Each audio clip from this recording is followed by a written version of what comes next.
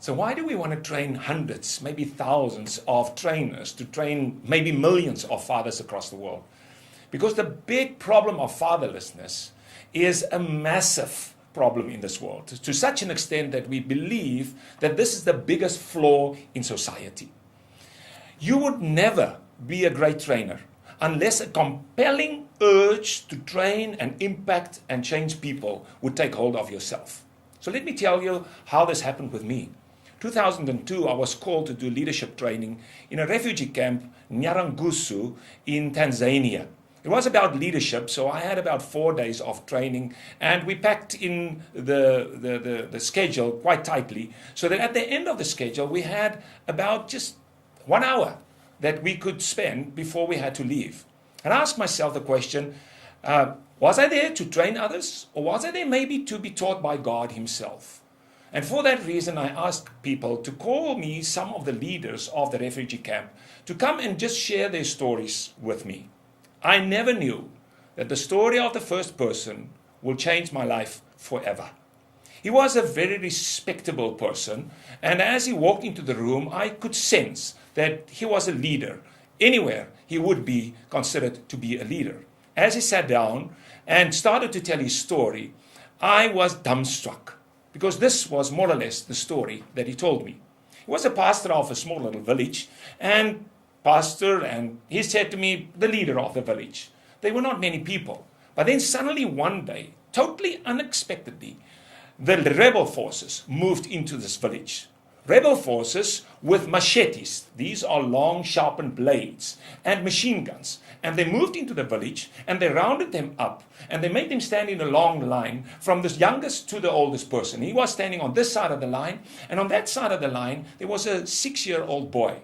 And then they took the 6-year-old boy and they took the machete and they just literally chopped off his hand and then his arm. And then what they call short sleeve, and then the other arm, and they chopped it up, and then the legs, one by one, and then they took the body, and they chopped up the body. As he was telling the story, I was sitting back in my chair. I couldn't believe what I heard. This is not reading something in a newspaper. This is hearing something directly from a person that experienced the whole thing.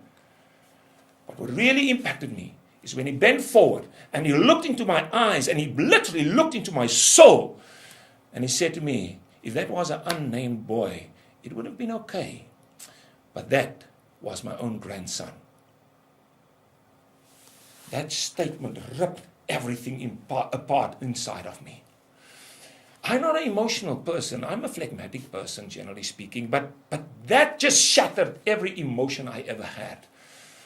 That was my own grandson. He continued to tell the story how they killed the other people down the line. They came to a pregnant lady. They took her. They cut open her stomach with a machete. They took out the baby. They chopped up the baby. And then he bent forward again and he said, and that was my own daughter. There were 10 left in the line. They started to run. The guys took the machine guns. They opened the machine guns. 5 got away. And he was one of the lucky 5 to get away. And he said to me, that is why I am now in this refugee camp. I couldn't believe his story. I said to the others, take him out, bring the other people. I thought this may be the exception. I needed to hear other stories. They brought the second person in, same story, different village. Third, same. Maybe 5, maybe 7 interviews, same story, different villages. And then I just sat back when they were all outside the room and I cried to God. And I said to God, God, I am a trainer of leaders. At that stage, I've already trained about leaders from about 50 nations of Africa. I'm a trainer of leaders in Africa. God, what is the problem with Africa? I demand. I'd never used the word demand with God. I hope I will never again use the word demand with God, because you don't demand anything from God. But I was so frustrated. I shouted and cried and I said, God, I demand an answer. What is the problem with Africa? And how are we going to solve this problem of Africa?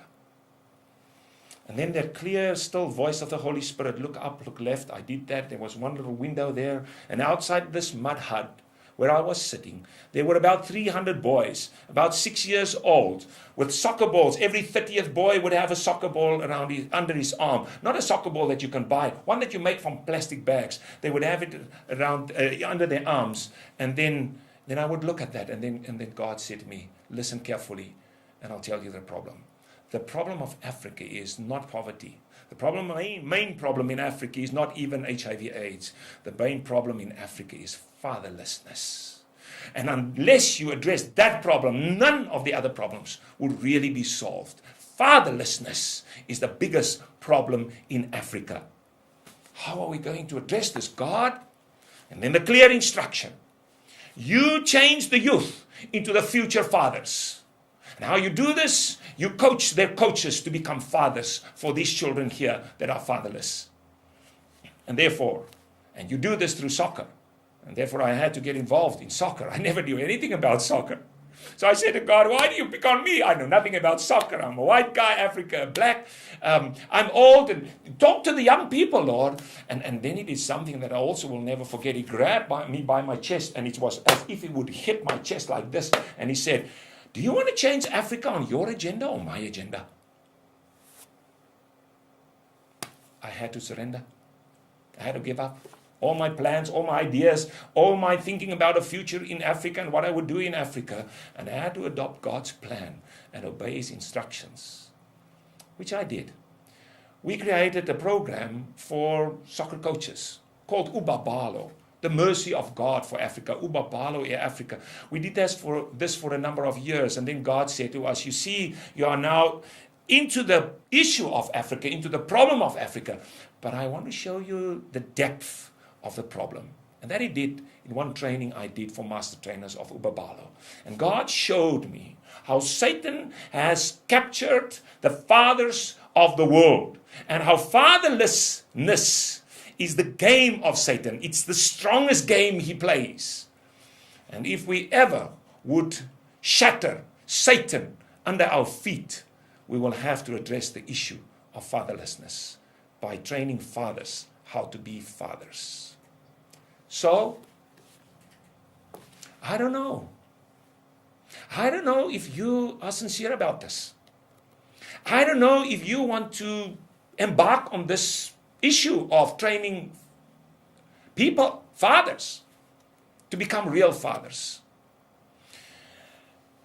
I went to the Bible and discovered that God is very sincere on this issue.